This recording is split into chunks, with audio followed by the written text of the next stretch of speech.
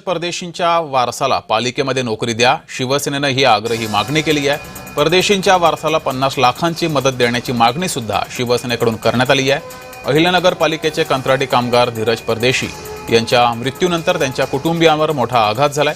कमावता मुलगा गेल्यानं त्यांच्या कुटुंबावर भविष्यात मोठी आर्थिक विवंचना निर्माण होण्याची शक्यता आहे। या पार्श्वभूमीवर परदेशी कुटुंबाला 50 लाख रुपयांची आर्थिक मदत करावी आणि मनपा नोकरीत सामावून घ्यावं अशी मागणी शिवसेनेकडून करण्यात आली आहे। माझं या ठिकाणी प्रशासनाला एवढंच सांगणं आहे आयुक्तांना की कोविडमध्ये ज्या पद्धतीने राज्य शासनाकडनं 50 लाख रुपये जो ऑन ड्युटी निधन झालाय त्याला 50 लाख रुपये मदत केलेली आहे। आमची प्रशासनाला विनंती आहे की त्यांनी जो कॉन्ट्रॅक्टर आहे एनर्जी स्मार्ट कंपनीचा जो ठेकेदार आहे त्याला 50 लाख रुपये देण्याची याला विनंती करावी, कारण जेणेकरून त्याचा येणारा काळ आर्थिक जी चुनचुन त्याच्या परिवाराला लागणार आहे ती याच्यातून ती भरून निघणार आहे।